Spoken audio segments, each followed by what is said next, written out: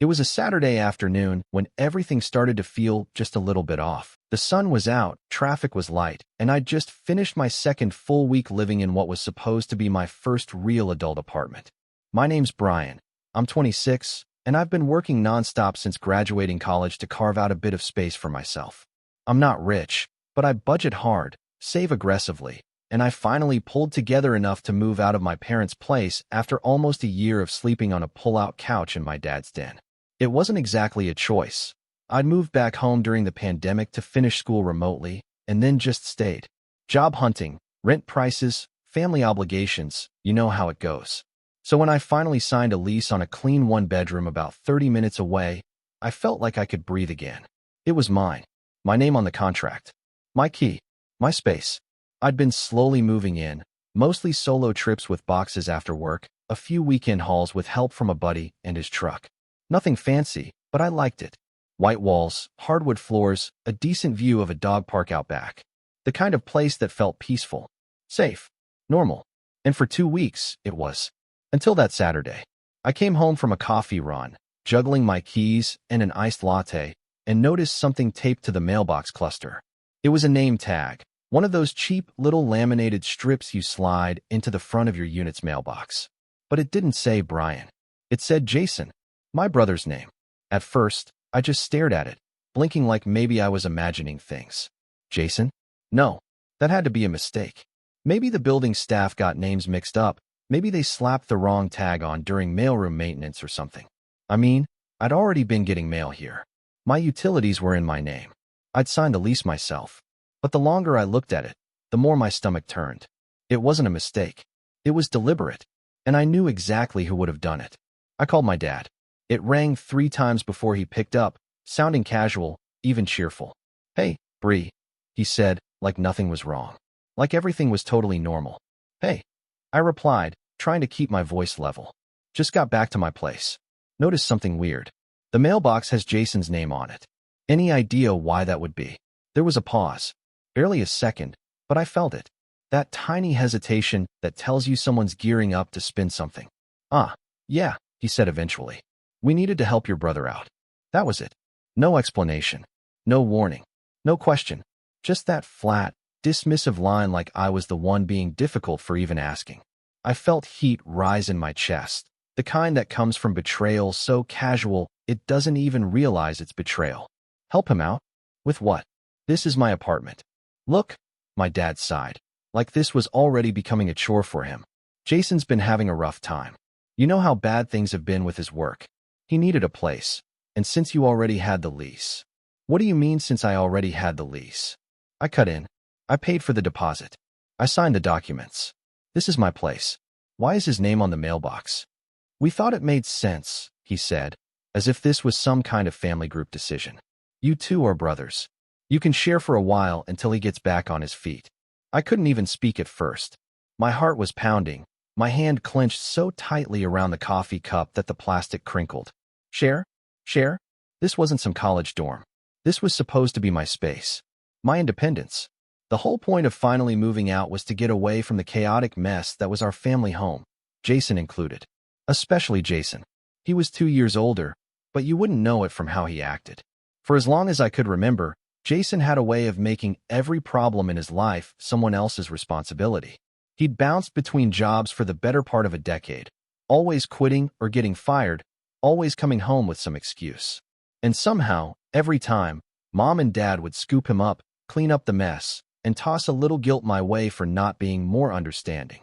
And I had been, for years, until I couldn't anymore. I left a year ago because living under the same roof as him meant walking on eggshells 24/7. He was loud, disrespectful, manipulative when he wanted something, and yet charming enough to make our parents look the other way. And now they were dragging him right back into my life, into the space I'd carved out for myself, without even a phone call first. I'm not okay with this, I finally said, my voice low, my jaw tight. You can't just give away my apartment behind my back. It's not like that, my dad replied, sounding more defensive now. We didn't give it away. You're still there. He's just staying for a bit. I didn't even answer. I hung up. I stood there for a few more seconds, breathing hard, trying to steady myself. Then I turned on my heel, marched back to the leasing office in the front of the building, and knocked. The building manager, a woman in her 40s named Melissa, opened the door and smiled like she recognized me. Brian, right? Everything okay? I held up my phone with a photo I'd just snapped to the mailbox nameplate. Not really, I said. There's something I need to talk to you about. Right now. Melissa didn't even blink when I showed her the photo. She adjusted her glasses, glanced at the picture of my mailbox with Jason's name on it, then looked back at me. Her brows pinched slightly, and I could tell she was running mental calculations before speaking. Your lease is still in your name, she said carefully. No one else has been added officially. That mailbox tag shouldn't have been changed without your written request. That gave me a small wave of relief. At least legally, I was still the tenant. But something still didn't sit right. Could someone have pretended to be me? I asked. Melissa's face darkened. Let me check the file. She pulled up my paperwork, double-checked the scanned ID, the signature. Then she opened the mailbox change log. Her lips pressed together. It says the nameplate was updated on Tuesday. Requested by a Mr. Jason. She looked at me pointedly. Your brother, I assume? Yeah, I muttered. That tracks. Did you authorize him to make changes to your unit? No, absolutely not. He's not even supposed to be here. She gave a slow, measured nod. Okay, in that case, I'll have maintenance switch the tag back immediately. And I'll note this in your file. If anyone else comes in trying to make changes, they'll need to show ID and your written permission. I thanked her and walked back to my apartment, still tied in the chest. I unlocked the door, stepped inside, and froze. There were boxes in the hallway. Big ones. Plastic storage bins stacked next to the coat rack, a duffel bag on the floor. Shoes by the door. Not my shoes. And then, like a bad sitcom, Jason strolled out of my kitchen eating my leftover pizza straight from the box. Yo, he said, as if this was the most normal thing in the world. You were out of napkins, by the way. I didn't respond. I couldn't. I just stared at him. He was in gym shorts and socks, like he lived there. Like he'd been living there. How did you even get in? I asked, voice low. He shrugged. Dad gave me a spare key. Said it'd be fine. You've got the couch, right? It felt like the world tilted. You've got the couch. This was my apartment. My lease. My bed. My bathroom. There was no couch situation here. And yet somehow, Jason had slithered in and made himself at home. Like this was a college dorm, and I was the roommate getting demoted to the floor. I walked past him, into the bedroom. My bed was unmade, but clearly not by me. There was a backpack tossed on the chair. Someone else's charger plugged in. His cologne in the bathroom. His razor on my sink. I came back out and looked at him again. You've been living here. For like a couple days, he said casually, taking another bite of pizza. Just till I get settled. Dad said you'd be cool with it. I'm not, I said, my voice colder now. You have to leave. Jason just laughed like I'd told a joke. Dude, chill. We're family. That was his whole defense. We're family. I wanted to scream, but I didn't. I grabbed my phone, snapped photos of everything. His bags, his shoes, his stuff in my room. Then I stepped back out, called Melissa again, and explained the situation. To her credit, she didn't waste time. She showed up with a second maintenance guy 15 minutes later and walked in with the authority of someone who's dealt with this kind of nonsense before. Jason tried to charm her. Of course. Played dumb. Oh, I thought it was fine, my dad said. Melissa cut him off. Sir, you're not on the lease. You have no right to be here. If you don't leave now, we'll have to involve the police. Jason looked at me like I'd betrayed him. Like I was the unreasonable one. You're seriously kicking me out? He asked, incredulous. Yes, I said. This isn't up for debate. He scoffed, muttered something about ungrateful little brothers, and gathered his stuff like a man being wrongly evicted from his castle. As soon as the door shut behind him, Melissa turned to me. I'll add a security note to your file. No guests without your approval. And we'll get the locks changed, just in case. That night, I sat in my room, door locked, heart pounding. I didn't sleep much. I kept thinking about what Jason had said. Dad gave me a spare key, and how casually he'd said it. Like this had all been planned. Like I was the last one to find out. And I was. The next morning, I drove to my parents' house. I didn't call. I didn't text. I just showed up and walked in, straight into the living room where Dad was watching TV like nothing was wrong. You gave Jason a key, I said, skipping pleasantries. He didn't even look surprised. I told you, Brian. He needed help. I stared at him, trying to keep my voice steady. So you thought the solution was to send him to my apartment? Without even asking? It's not a big deal, he said. You have space. And he's your brother. It is a big deal. I snapped. You didn't just ask me to help. You decided for me. You gave away what I paid for, what I worked for. That's not helping. That's stealing. He finally looked at me then, annoyed. Don't be dramatic. Dramatic? I echoed. You let him move in behind my back. He changed the mailbox. Took over my room. That's not dramatic. That's insane. Mom came in from the kitchen, wiping her hands on a towel. Brian, honey, you're overreacting. Jason's going through a tough time. Can't you be a little more flexible? There it was. The line I'd heard 100 times. Be flexible. Be understanding. Be the better brother. I took a deep breath, trying to keep the storm in my chest from spilling over. You've been enabling him for years. Every time he messes up, you bend over backwards to fix it. And I'm the one who's expected to compromise. I'm done doing that. You're not being fair, Mom said, her voice tightening. And neither are you, I said. This wasn't your apartment to offer. You don't get to make decisions about my life anymore. I turned and walked out, not waiting for their response. But the next betrayal hit me like a sucker punch 2 days later. I was at work, in the middle of a client call, when I saw a series of missed texts from Jason. Real mature move changing the locks. You know I still had stuff there. You might want to check your mail BTW. Good luck with that. My stomach dropped. I left work early and rushed home. The second I reached the lobby mailbox, I knew what he meant. The nameplate had been changed again, but not just to his name. This time, it had both of our names side by side, like we were co-tenants. I stormed back to my unit, unlocked the door, and stepped inside. It was quiet. No one had broken in, but the tension in my chest didn't ease. I called Melissa. She was livid. I didn't authorize that. No one here did. That's serious misconduct. Then she paused. Wait, are you still using the key we issued when you first moved in? Yeah. What? Because the spare set is logged as missing. Jason probably made a copy before we switched the locks. I'll check the access logs. And I'm filing an incident report. That night, I checked my mailbox. Empty. But the next day, I got a return to sender envelope that had been opened and resealed. My insurance card. Then another, a letter from my bank with visible tear marks. He'd been tampering with my mail. I had a pit in my stomach that wouldn't go away. It was more than boundary crossing now. It was illegal, dangerous. And still, my parents refused to take it seriously. Don't make this into a war, my dad said when I called, his voice hard now. You're both my sons. Figure it out. I almost laughed. Figure it out?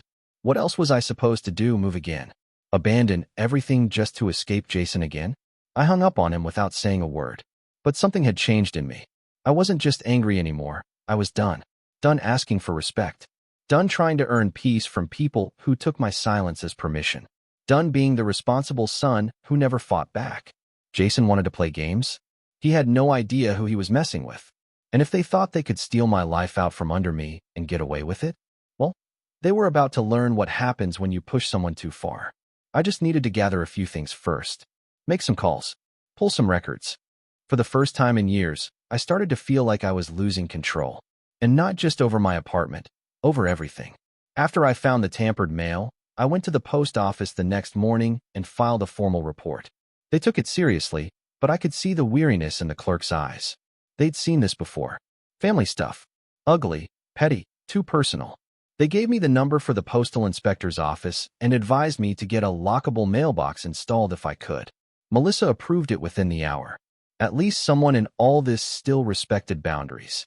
But that same week, something else happened that nearly broke me. I'd just gotten home from work, still in my office clothes, when I saw the note taped to my door. It was handwritten on lined paper, the pen digging into the page like someone was venting their anger into each stroke.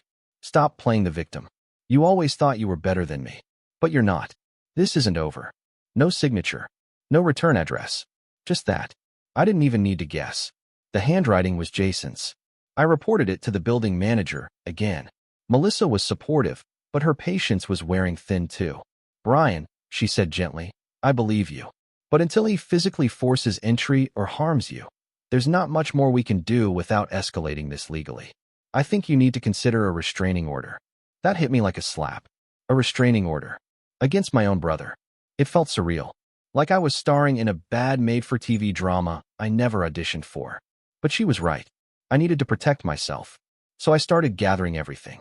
Every text, every photo of his things in my room, screenshots of mailbox changes, the threatening note, the mail tampering receipts. I kept it all in a folder labeled contingency. I wasn't sure what I'd do with it yet, but it gave me a sense of control I desperately needed. And yet, the worst was still coming. The night it happened, I was already on edge. I'd stayed late at the office, trying to catch up on a presentation, and got home close to 10 p.m. My building was quiet, as usual, but when I stepped into the hallway, I immediately noticed something was off. The smell, like someone had been smoking cheap cigars, or worse. My stomach dropped. I sprinted to my door, turned the key, shoved it open, and froze. The place was trashed. Drawers pulled out. Couch cushions slashed open. Kitchen cabinet doors hanging crooked. My framed photo of Mom and me at my college graduation was face down on the floor, glass shattered. I felt like the air had been punched out of my lungs.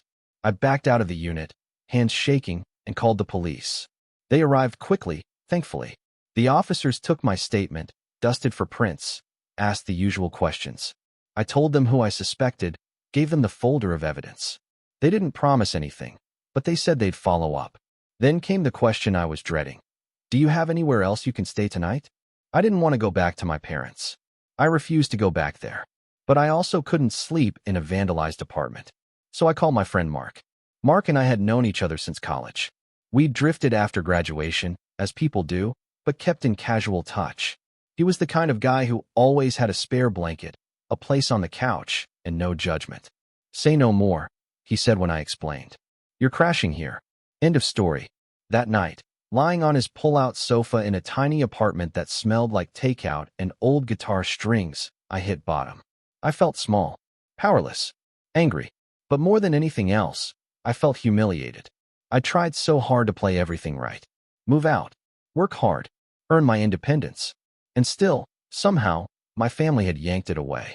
Jason had broken into my home, sabotaged my mail, threatened me. And my parents? They were still sending me texts like, "Try to understand your brother's perspective. You escalated this. We just want peace in the family." Peace. There's no peace when the price is your dignity. I spent a week at Mark's. During the day, I went to work and kept my head down. At night, I researched tenant rights, small claims court, identity theft, protective orders. The police finally called me back. They couldn't definitively prove it was Jason. There were no usable prints. But they did file a report, and I got a case number. I filed for a temporary restraining order that same week. It was the hardest thing I've ever done. Not just the paperwork, but walking into that courtroom alone, with copies of photos and printouts and phone logs, and saying to a judge, "I need protection from my brother." But I did it, and the judge granted it. Jason wasn't allowed within 100 feet of me or my residence for the next 6 months. It was a small victory, but it mattered. The building fixed my door. Melissa gave me a new set of keys. I installed a camera inside the apartment. I even added a second lock, just in case. And slowly, I began to rebuild. At first, it was just small things. Replacing the broken photo frame, buying new cushions, cleaning out the kitchen drawers. But somewhere in that process, something shifted inside me. I stopped feeling like a victim. I started feeling like someone who survived something. I worked late on purpose, not because I had to, but because I wanted to. I dove into side projects, picked up a freelance gig, and started making enough extra to finally afford the office chair I'd been eyeing for months. I reconnected with old friends. I even started going to the gym again. Mark invited me to his band's next show. I went. I laughed. I stayed out past midnight and didn't check my phone once. I wasn't okay yet, but I was healing. And then came the call that changed everything. It was from a law firm. They represented the property management company. Turns out, Jason had tried to file a claim, alleging I had stolen from him.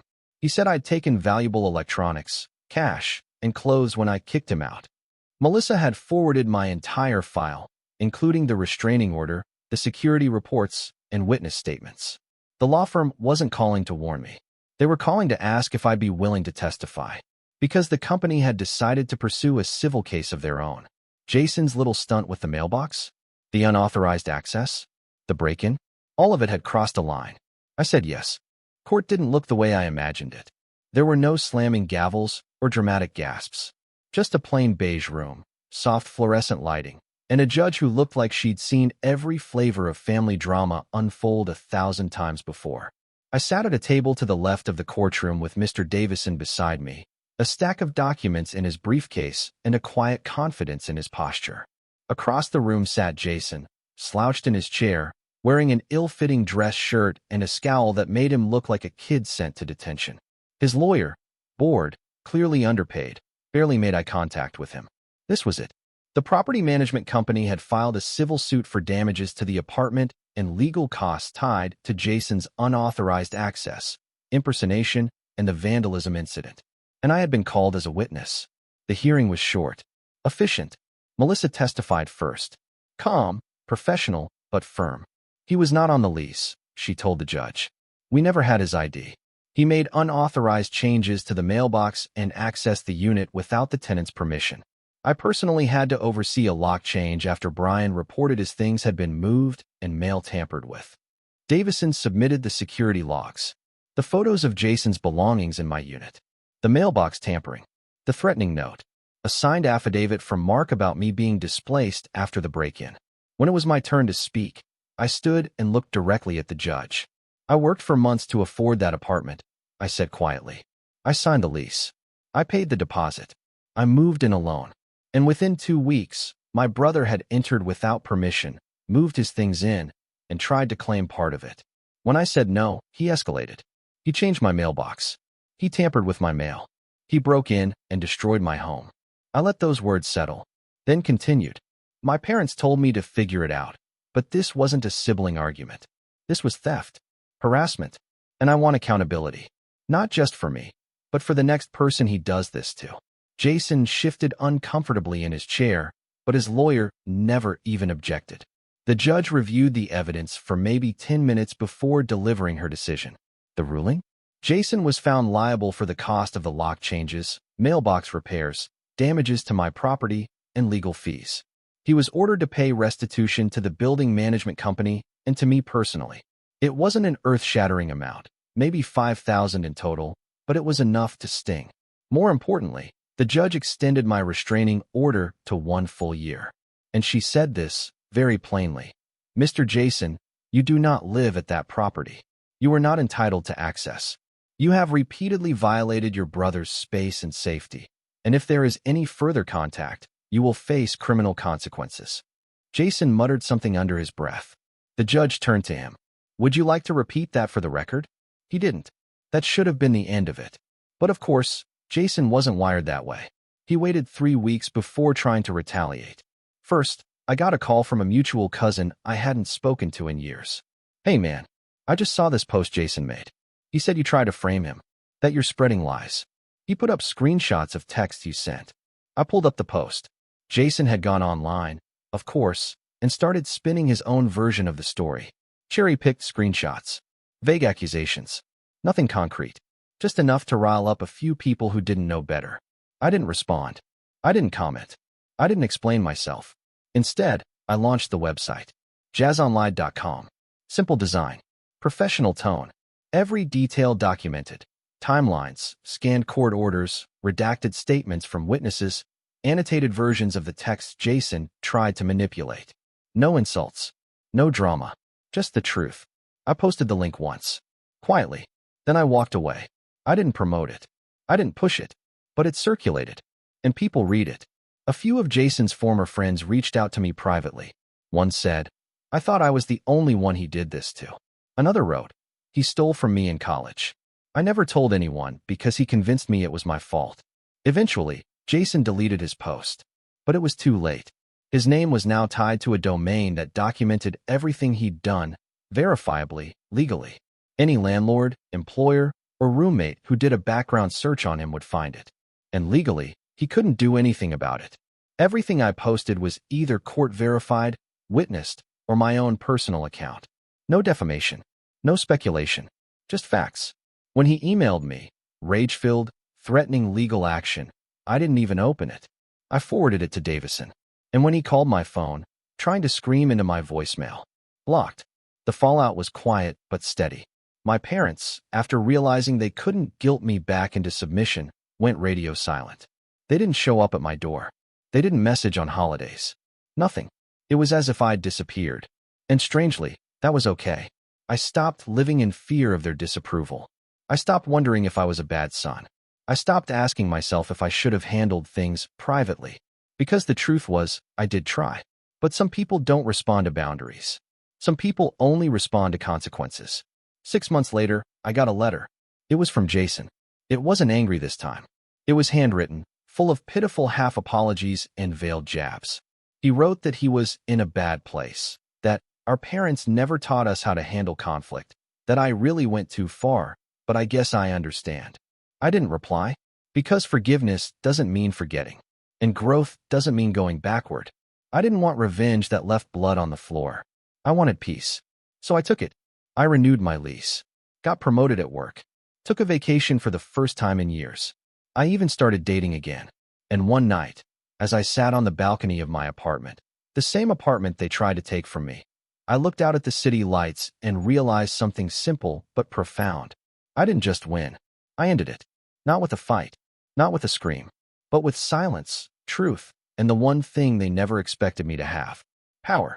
And the best part? I never raised my voice. I just raised the bar. I didn't sleep the night after that phone call. Not because I was anxious, but because something in me had reawakened. A clarity I hadn't felt in months. The fog of helplessness, self-doubt, and second-guessing had finally lifted, and in its place was focus. Sharp, cold, quiet.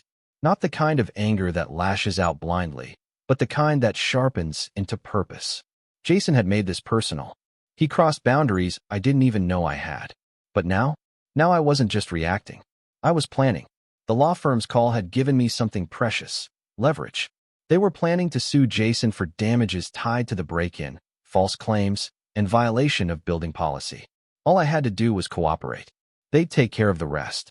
But deep down, I knew that wouldn't be enough. Not for me.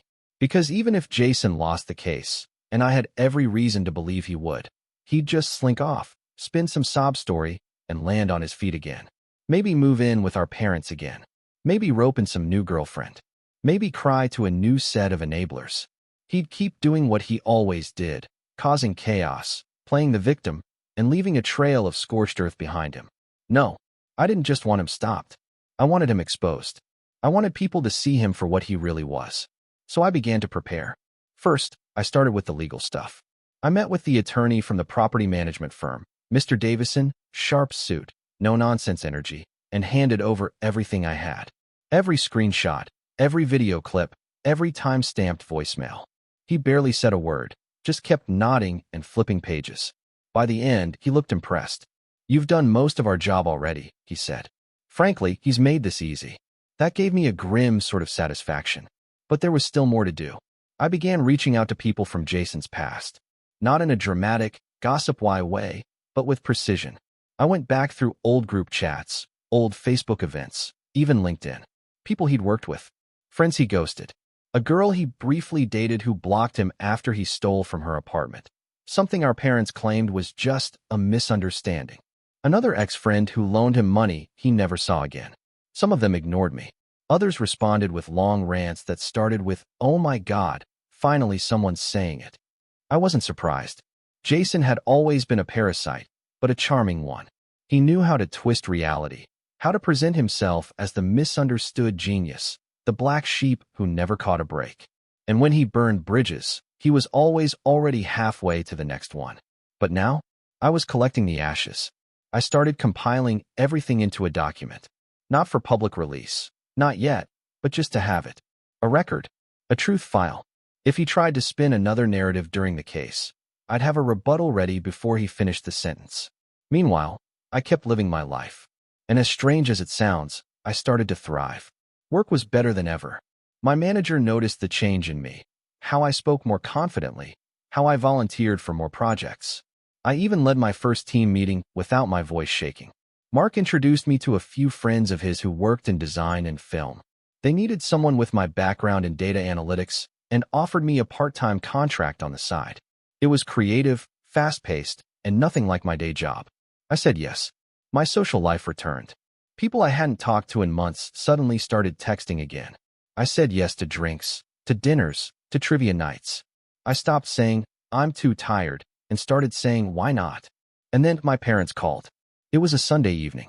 I was meal prepping, music playing, cutting vegetables in rhythm, when my phone buzzed with a video call. I almost didn't answer, but something told me I should. I swiped and held the phone up.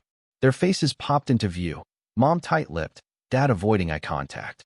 "Brian," Mom started, "we need to talk." I wiped my hands on a towel and waited. "We found out about the restraining order," she continued, her voice low like someone might be listening. "Jason told us." "Of course he did. And we just want to understand, why would you go that far?" I stared at them, dumbfounded.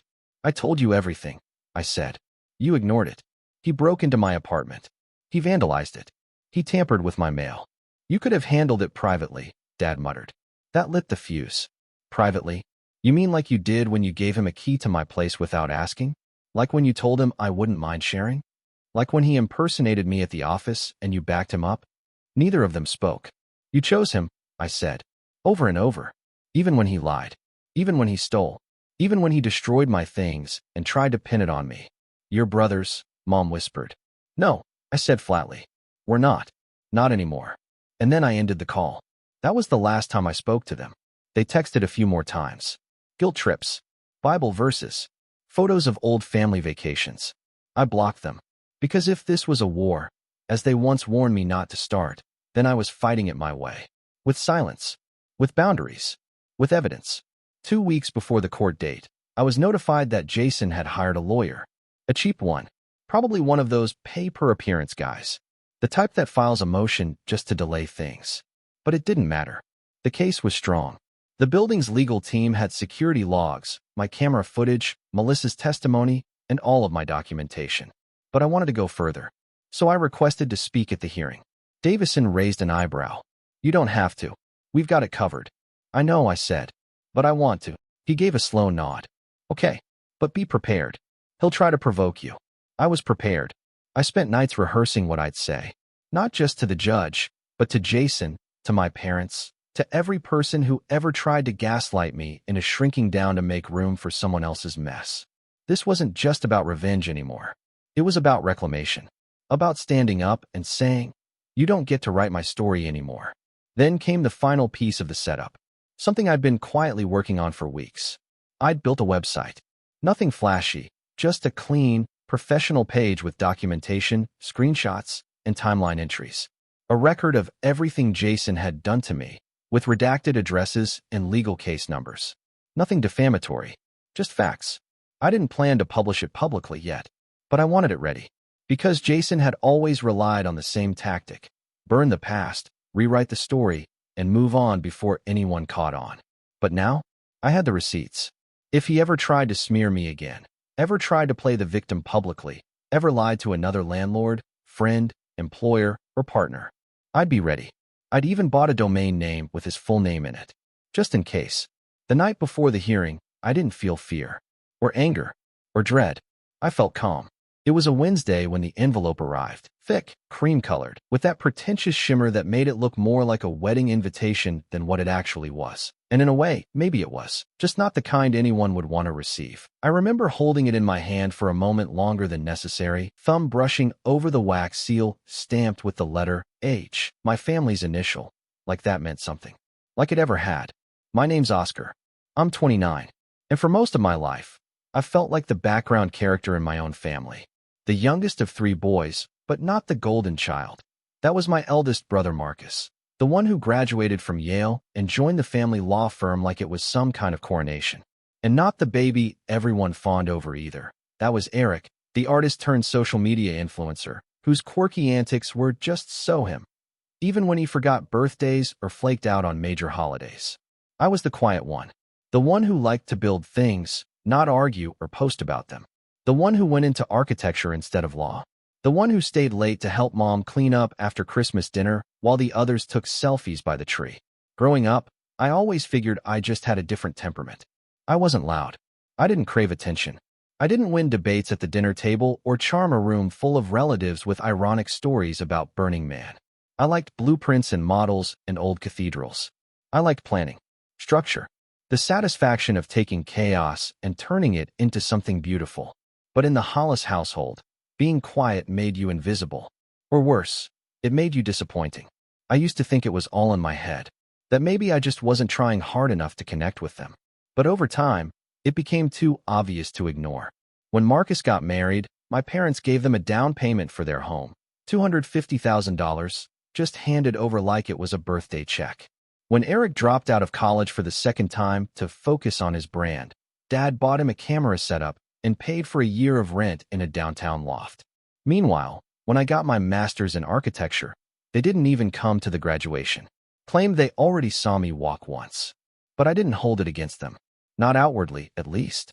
I just kept my head down, worked hard, and built a life I was proud of. I landed a job at a boutique architecture firm, got promoted fast, saved aggressively, and eventually opened my own small practice with 2 friends. It wasn't flashy, but it was mine. I met Lena 2 years ago, smart, grounded, warm in all the ways my family never was, and somehow convinced her to stick around. When I proposed last fall, she said yes before I even finished the sentence. It was Lena who convinced me to tell my parents in person. I hadn't been home in months, not since Thanksgiving, which ended with my mom crying about how I never visit, while Eric live-streamed the cranberry sauce. But Lena thought it would mean something if we told them together. She's like that, always trying to bridge gaps, even when they're chasms. So we drove out to their place one Saturday morning with a bottle of wine and shaky optimism. At first, it went okay. Mom hugged us at the door, a little too tightly. Dad grunted a hello from behind his Wall Street Journal. We sat awkwardly in the formal living room, the one no one actually uses, while Lena smiled through the tension. When I finally told them that we were engaged, planning a fall wedding, Mom's eyes actually welled up. For a brief, fragile second, I thought maybe this would be different. That maybe this time, they'd be happy for me. Just me. Then Mom glanced at Dad and said, "Well, that's why we asked you to come." They already knew. Apparently, Marcus had let it slip during one of their weekly Sunday brunches. So they weren't surprised. They weren't even pretending. What they were, though, was prepared. Dad left the room and came back with a thick folder. He dropped it on the glass coffee table like it was a case file. Mom beamed. "We want to help," she said, sliding it toward me. "It's important that your wedding reflects the family's standards." Inside was a typed, 12-page contract. A real contract. Header, footers, sections, clauses, all of it. I skimmed the first page, heart sinking with each bullet point. They were offering us $150,000 toward the wedding. But there were conditions. Lots of them. They wanted veto power over the venue. Approval rights over the menu. Final say on the guest list. Clause 7 detailed dress code expectations for all parties. Clause 9 specified no music with offensive language or overly modern themes. Clause 11 required the inclusion of a family blessing ceremony, led by Marcus. And then there was Clause 12, the one that stopped me cold. All public speeches, including vows, to be submitted in writing at least 4 weeks in advance for review and approval by the family matriarch. The family matriarch. Not even Mom. Like she was the queen of a country I didn't remember applying citizenship for. I blinked at the page, then looked up to see her smiling proudly, like she'd just solved all my problems. I tried to speak, but my throat caught. Lena reached for my hand under the table. "You're serious?" I finally said. Dad looked annoyed. "It's a generous offer. You're not obligated to accept it." "No," I said. "You're right. I'm not." We left shortly after. Lena drove. I stared out the window, the contract still in my lap, unread past Clause 12. I didn't cry, not right away. I just felt hollow. Like a part of me I'd been trying to ignore had finally spoken up. The part that always knew I'd never be enough for them unless I came with strings. That night, I stayed up past midnight, drafting a different kind of invitation. I mailed the contract back the next day and signed, but I didn't send it alone. Inside the envelope, tucked between the pages, was a single card. Handmade. Simple. It read, "We're still getting married this fall, but it won't be the wedding you expected. It'll be the one we deserve. You are not invited." 3 days after I sent the contract back, Lena got a call from my mom. I didn't find out until she came into my office, phone still in her hand, face pale. "Your mom called me," she said quietly. I froze mid-email. She asked if I was okay. Like, if you were pressuring me into eloping. Then she said it wasn't too late to walk away. I blinked at her, stunned. She said what? She told me it wasn't my fault. That you've always had a rebellious streak. and that if I didn't want to go through with this wedding, they'd help me move out. I didn't speak. I couldn't. My heart just thudded in my chest while the rest of me went still. It wasn't even subtle anymore. They weren't just disappointed. They were trying to sabotage it. Sabotage me. And the worst part? Lena wasn't surprised. Hurt, yes. But surprised? No. She had seen through them long before I had. She never said it outright. But there were hints. The way she clenched her jaw after dinners at their house. How she always volunteered to be the one to leave early. I thought it was just nerves. But maybe she'd recognized something I had spent years denying. I didn't call them. I didn't even text. I just blocked the number. A silent line drawn in the sand. Lena, to her credit, didn't push me to fix it. She knew there was nothing left to fix. But my family didn't back off. A week later, we started getting strange calls at the venue we'd chosen, a small art gallery with an adjoining courtyard just outside the city. We had picked it because it felt personal, intimate, like us. The gallery director, who knew Lena from an old internship, called her one morning and asked, "Hey, are you guys changing the guest list? Some woman keeps calling, claiming to be the bride's mother-in-law. She's asking if there's still time to upgrade the space to something more formal." Lena looked at me with wide eyes. "They actually said that?" "Yeah." She asked if we could move the reception to the university ballroom or a hotel. Something less bohemian. I should have laughed, but I didn't. My stomach twisted instead. The next week, our wedding website was mysteriously taken offline. I assumed it was a glitch. But then our RSVP portal stopped working. Then our florist emailed Lena to confirm a new floral color scheme she'd never approved. Apparently, someone else had called in the changes. Soft lavender and blush pink. My mom's favorite combo. We checked our accounts. No breach. No access logs. Nothing concrete. But it was clear someone had the link. Someone was poking and prodding every button they could still reach. That's when Lena suggested we password lock everything and change the vendor contact info to our coordinator only. "They're trying to make this about them," she said softly. "Let's not give them a way in." We thought that would be enough. But then Marcus got involved.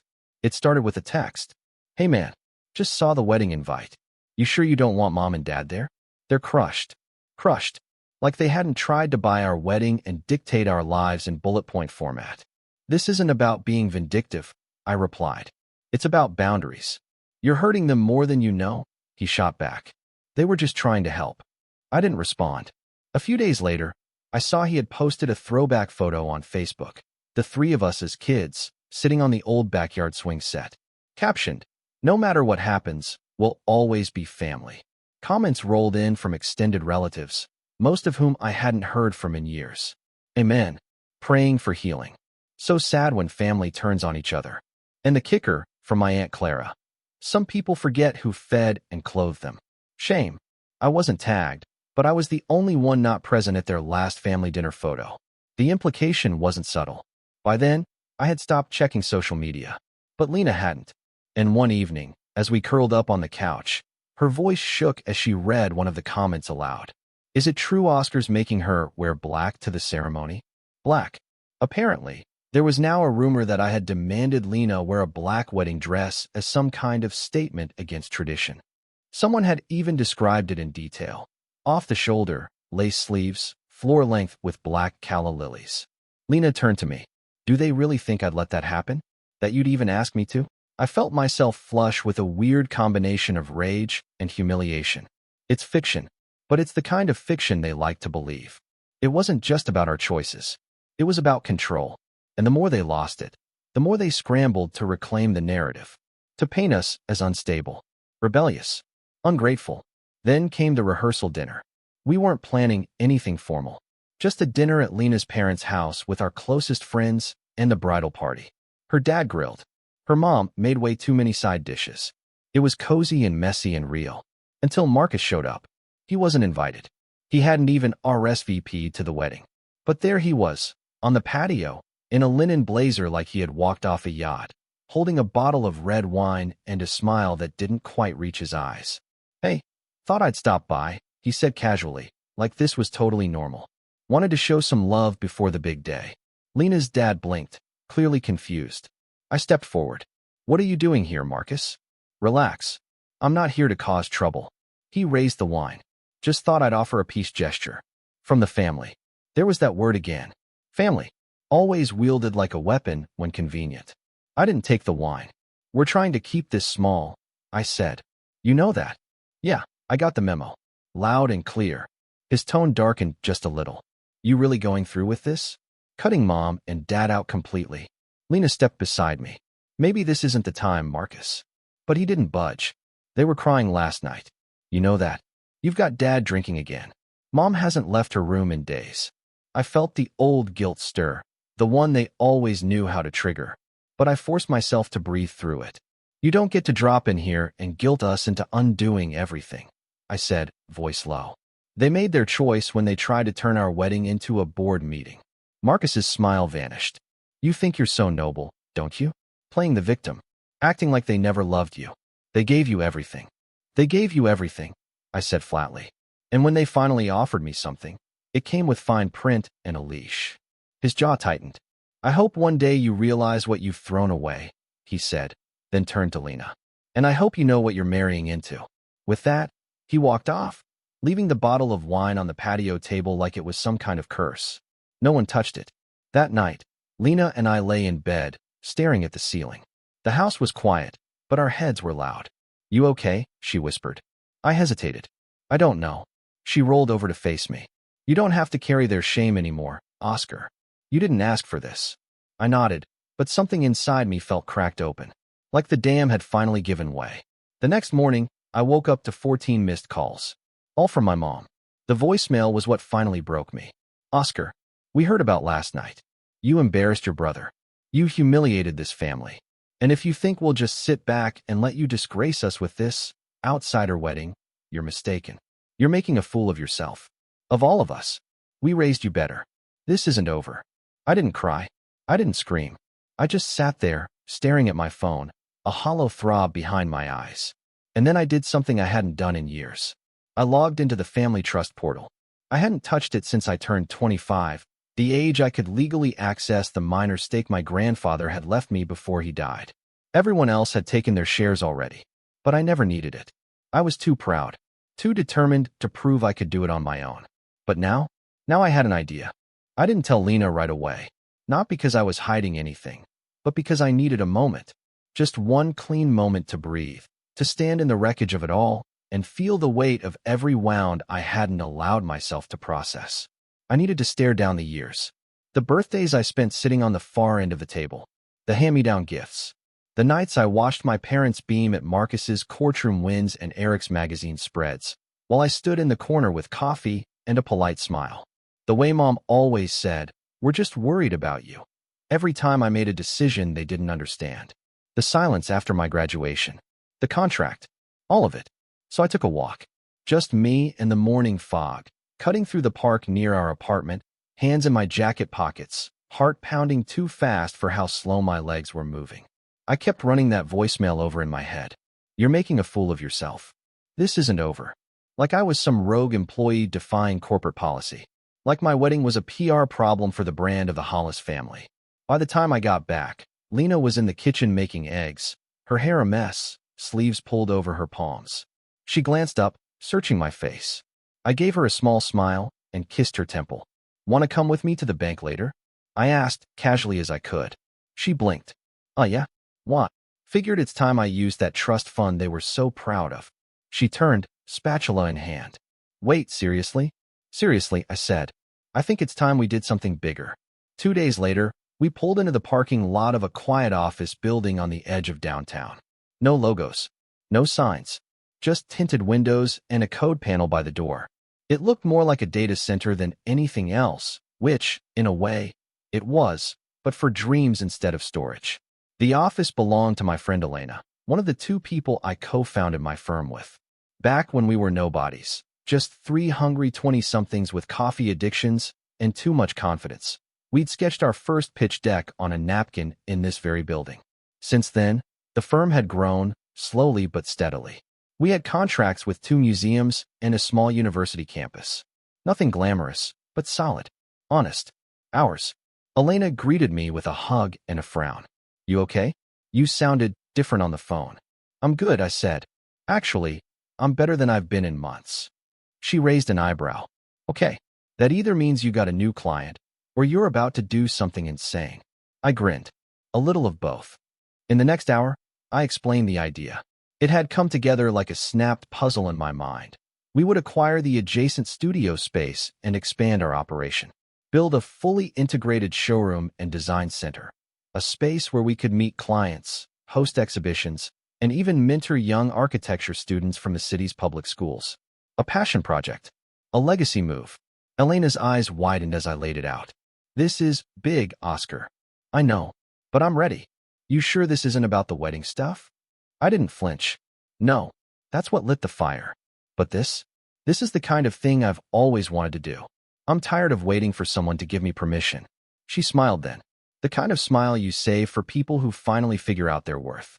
All right, let's make it happen. That night, Lena and I ordered Thai food and spread blueprints across the coffee table. She listened while I rambled about glass paneling and adaptive reuse strategies, nodding, smiling, occasionally poking fun at my architect voice. At one point, she reached over and touched my hand. You look lighter, she said. I feel lighter. And I did.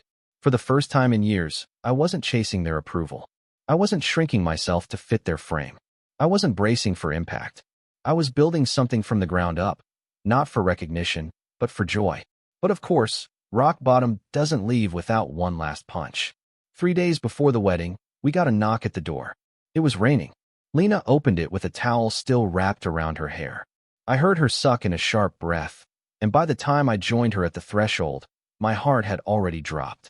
It was my mother, drenched, no umbrella, mascara streaking like warped paint down her face. Her lips were trembling, not from cold, from fury. I just want to talk, she said. I stepped in front of Lena. Now's not a good time. She pushed past me like I was made of paper. Our apartment isn't big. She made it feel smaller, like her presence had sucked the oxygen out of it. Mom, I said, following her. You can't just. I gave you everything, she said, spinning around. Everything. And this is how you repay me. Lena appeared beside me, calm but tense. Maybe we should sit down. No, Mom snapped. I won't sit. I won't pretend this is normal. Do you know how humiliating it is to have people call me and ask why I wasn't invited to my own son's wedding? I didn't respond. There was nothing I could say that would register through the storm in her eyes. You think you're punishing us? You're punishing yourself. Do you have any idea what you're throwing away? The family name? The respect? The support system? You'll come crawling back. I let the silence stretch between us. Then I said quietly, No, I won't. She blinked, stunned like I'd slapped her. Excuse me. I won't come crawling back. Because I'm not crawling anymore. Something flickered behind her eyes. Not understanding. Not even anger. Just disbelief. Like she was staring at a painting she couldn't make sense of. We're expanding the firm, I added. I'm investing in the showroom. Lena and I are making something real. Something that can't be rewritten by contracts and threats. You think this is about money? She hissed. You ungrateful little. That's enough, Lena said, voice clear as glass. You need to leave. My mother turned to her, eyes sharp. This isn't your place. It's our home, Lena said. And you've made it very clear you don't want to be part of that. There was a long pause. Then my mother straightened, smoothed her soaked blouse, and gave me one last look. Fine. Enjoy your little rebellion. But don't expect us to clean up the mess when it all falls apart. She walked out. Didn't slam the door. Didn't even look back. That made it worse somehow. The wedding was quiet. Beautiful. Raw in the best way. Her parents cried during the vows. My friends gave chaotic, hilarious speeches. We danced under string lights until our feet hurt. There was no seating chart. No dress code. No blessing ceremony. Just us.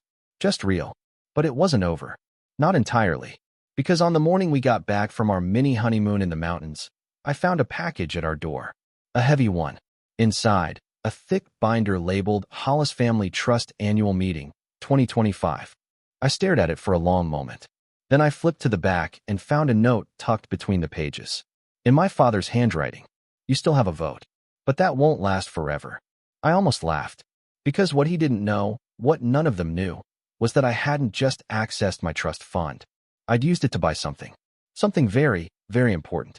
The first thing I did after reading that note in the binder, you still have a vote. But that won't last forever, was close it carefully, set it on the table, and stare at the cover like it was a live grenade. I don't know what exactly triggered it. Maybe it was the arrogance in that sentence. Maybe it was the smug presumption that I'd come crawling back to the table, desperate for scraps. Or maybe it was just the last flicker of something that had burned for too long. This old ache for approval, for dignity in a place that had always tried to squeeze it out of me. But whatever it was, something clicked that morning. Not the kind of click you hear when a door opens, but the kind you hear when a key finally turns in a lock. This wasn't just about a ruined wedding or a manipulative contract anymore. This was about a system.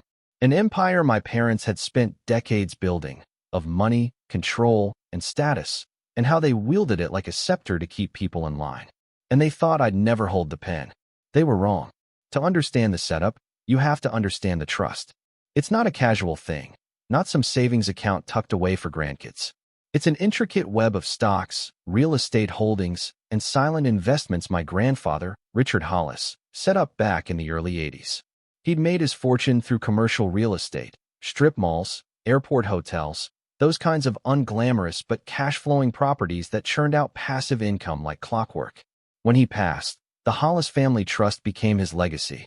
But he was smart, paranoid, maybe, and built it so that control wouldn't rest entirely with his son, my father. Each of his 3 children, my dad and his 2 siblings, got a third of the voting rights. But here's where it gets interesting.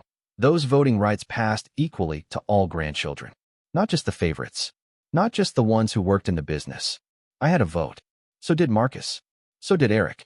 Each of us held 6.25% voting power as grandchildren.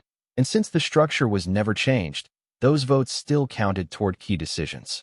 Technically, none of us could overrule the majority of our parents, but we could slow things down, stall initiatives, trigger internal audits, block new acquisitions, and most importantly, we could propose agenda items for board review, even ones the elders didn't want discussed.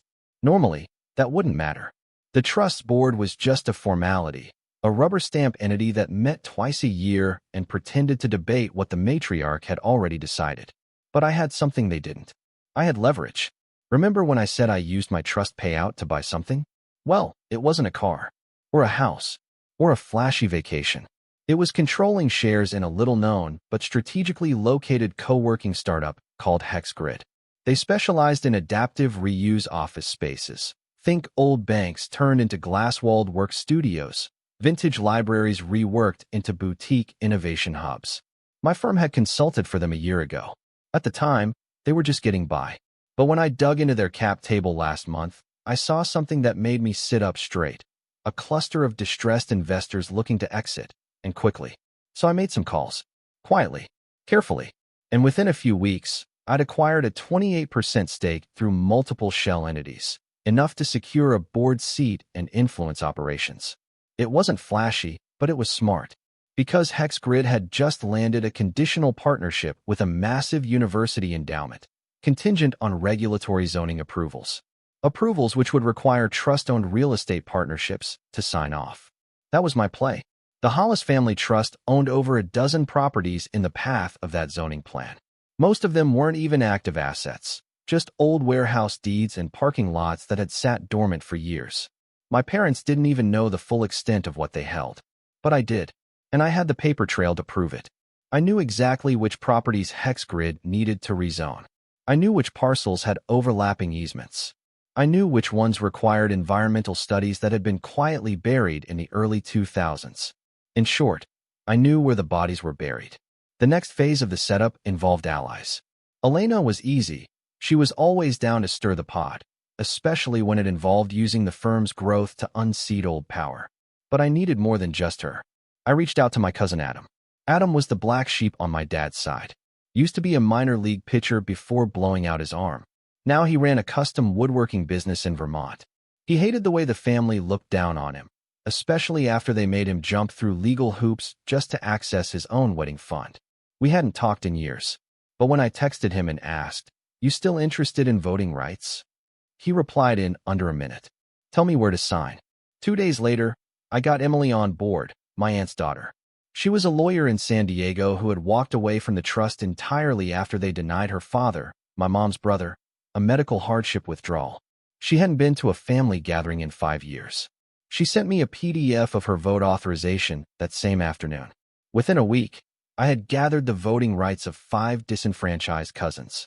And when combined with my own and Lena's legal expertise, yes, she'd passed the bar last year, a fact my family never once acknowledged. We had enough procedural power to trigger a mandatory audit request of the trust's last 5 acquisition years. Now came the hard part. I had to get inside the room.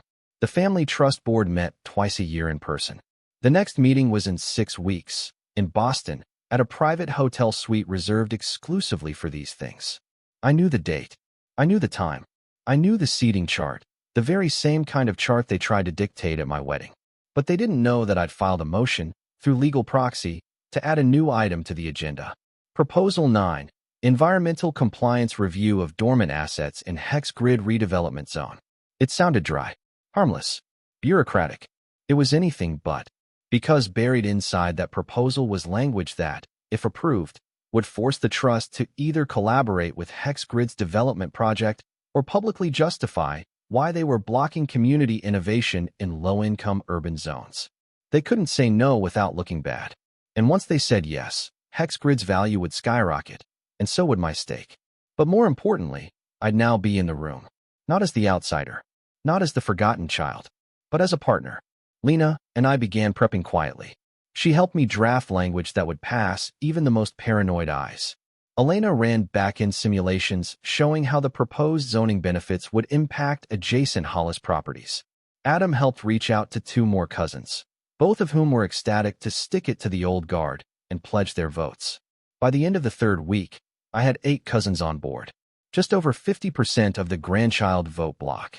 It was enough. Enough to introduce motions. Enough to stall decisions. Enough to be feared. And yet, we said nothing. We played it cool. I didn't respond to my dad's passive-aggressive texts. I ignored Marcus's LinkedIn post about family unity in business. I stayed silent while Aunt Clara's newsletter blamed a rogue cousin for disrupting the family's Q3 dividend delay. I let the storm brew. Because when the thunder hits, it's not the sound that matters. It's who's holding the lightning. 3 nights before the board meeting, I got a call from a blocked number. I didn't answer. Then it rang again. And again. On the 4th call, I picked up, more out of curiosity than anything else. Oscar, my father's voice said, clipped and calm. We need to talk. I didn't respond. I've reviewed the agenda, he continued. You've made your point. Still, I said nothing. I don't know what you're trying to prove, but I suggest you remember who taught you how to play this game. I finally spoke. You did. There was a pause. Then I added, and now you're going to find out what happens when the game changes. I hung up. The Hollis Family Trust Board meeting was scheduled for 10 a.m. sharp at the Fairwind Hotel's private executive lounge in Boston. I arrived at 9:42. Not early enough to seem overeager, but not late enough to draw attention. I wore a dark gray suit. Clean, tailored, nothing flashy. Lena walked in beside me, not as my wife, but as my legal counsel. She'd tied her hair into a sleek ponytail and carried a black folder tucked neatly under her arm. I'll never forget the way she looked at me in that elevator ride up, calm, sure, and unshakably proud. Like I had already won. When the doors opened, it was as if we had stepped into a courtroom masquerading as a brunch. Mahogany table, silver carafes, a spread of croissants and fruit no one was touching. The elders were seated in a predictable arc, my father at the head, Aunt Clara to his left, Uncle Dean to his right. They barely glanced up as we entered. Marcus was already there too, typing on his laptop like he was prepping for oral arguments.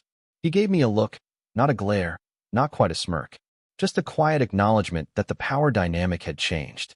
Mr. Hollis, the secretary greeted me with a tight smile. Please take your assigned seat.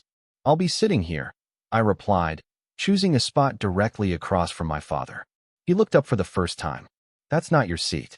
It is now, I said. And then I placed the signed proxy forms from 8 grandchildren onto the table, one by one, like cards in a poker game.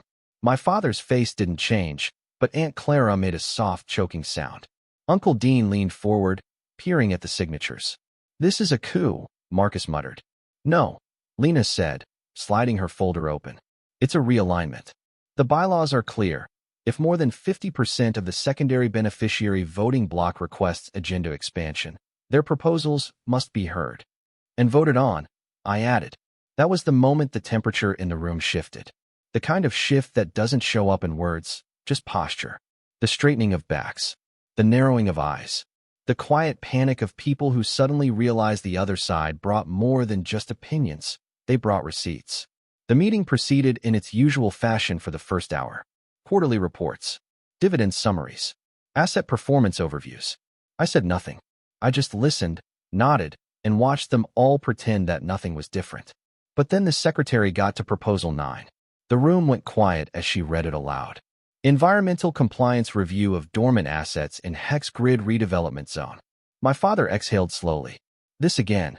It's a new item, Lena said, and it warrants board attention.